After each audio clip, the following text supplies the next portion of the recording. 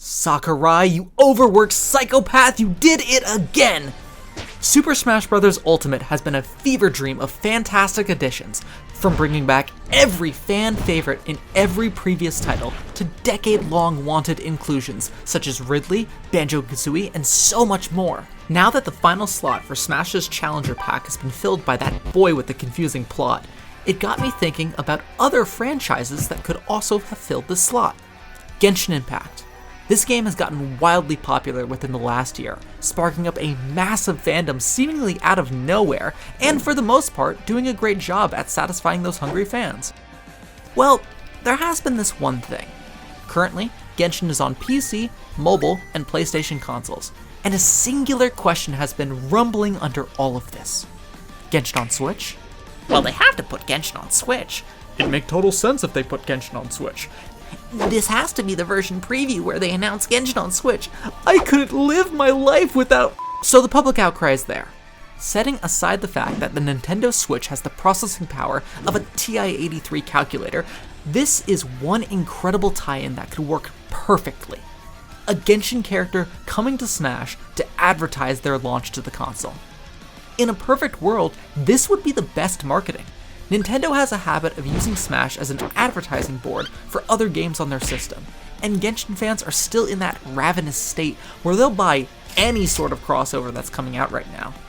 So in this world of fantasy booking, I thought I'd draft up some proposals on who would make the best representatives for Genshin and Smash, and how their movesets would work. Smash purists, I promise you this is not a Fire Emblem situation with a bunch of anime sword users. Well, it kinda is, but I can give you more than just swords. I'll show you one unit per each class type that I think would make a cool fit, as well as a couple bonus characters and skins that came up while brainstorming. So Sakurai, please go take a well-deserved nap and let me design Smash's last DLC slot. To start, there's one major gameplay mechanic that I think would set the Genshin cast apart immediately. In Genshin, in order to travel across its massive open world, the game gives you a glider. To give the cast more interesting movement options, I'm thinking we give the Genshin rep the ability to pull out this glider to get back onto the map, similar to Peach's float. Alongside that, I'm having each character use their regular B attack be their normal attack string in Genshin, just to make things easy. Now, on to characters. I want to get the most basic one out of the way first. Sword units. The classic, bread and butter of any fantasy game. There are plenty of unique characters that could be chosen for this slot, but I decided to go with the most realistic one for this. The main characters Aether and Lumine. Games like Splatoon and the Fire Emblem series have also used their titular silent protagonist as their introductory fighters, and if MiHoYo were to choose one, this would be most likely their pick. Thankfully, the Genshin main character actually has some variation in their moveset, being able to utilize 3 different elements. Their up B would harness the power of Anemo, blowing them up in the air like their ultimate move. Their down B would send shockwaves to the 2 sides of them, similar to their Geoform.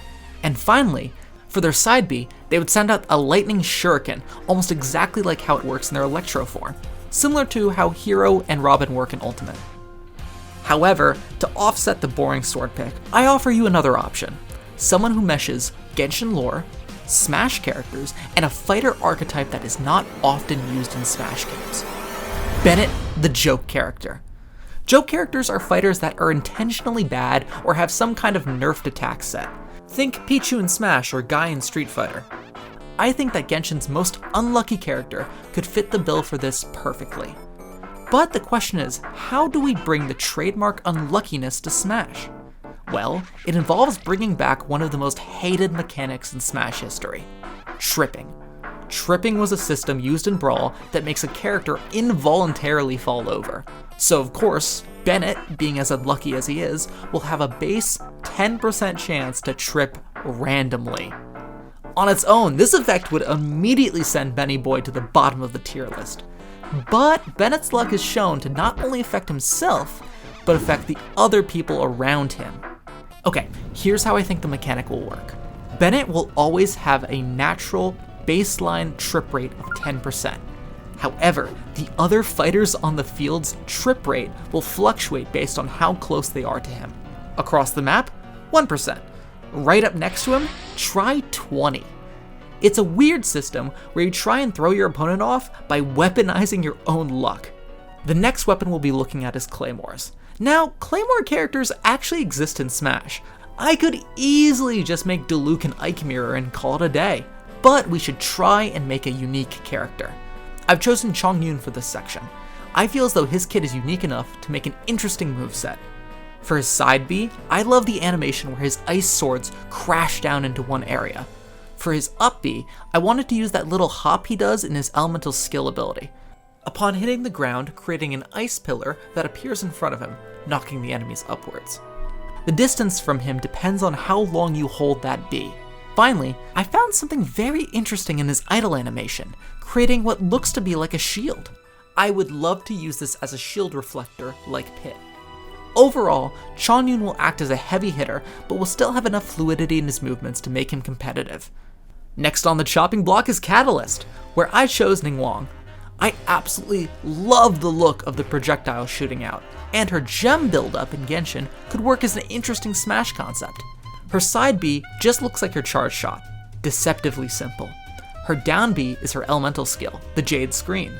Like in Genshin, by walking through the screen, she can gain charges that improve her side B strike. Normally, when Ningguang ults, she does this little levitate, so take that, make it longer, that's her up B. Next up is Polearm characters. While there are a bunch of fun options with even 2 gods in this category, I feel as though Xiangling would make the most sense as a great representative for Smash. Her kit gets spicy, with her down B throwing 1 cycle of her fire spin around her. For her side B, I like the idea of using one of her charge attacks, acting like a slower Fox Dash or a Meta Knight side B that would do more damage. Finally, you knew I had to use Goba in her kit. I want to have them explode underneath her, sending her flying up as her up B. Our last section is bows, and what better rep for Genshin than one of the game's secondary mascots, Amber. Amber, like Ningguang, acts as a zoner that uses long range and utilities. For her down B, I wanted Baron Bunny to make an appearance and work similarly to Link's bombs, with a subtle wind box pulling people towards it before detonating, creating a small fire AoE that can be also used as an updraft. For her side B, I wanted a ranged ability that can change its range, so I thought that Amber's Fiery Burst could function the same as Zelda's Fire. Lastly, as the gliding champion, I wanted her up B to focus even more on the wind glider. I decided to go with a straight vertical jump, spurred on by a gust of wind. And there you go. Sakurai, I expect my check in the mail by the end of the month. If not, I'll go take my ideas to a real fighting game, Nintendo All-Stars Brawl. In the meantime, while we wait for this to be implemented, come check me out on Twitch, where I play Genshin and a lot of other games. If you think you have a better idea, comment what character you would like to see in Smash.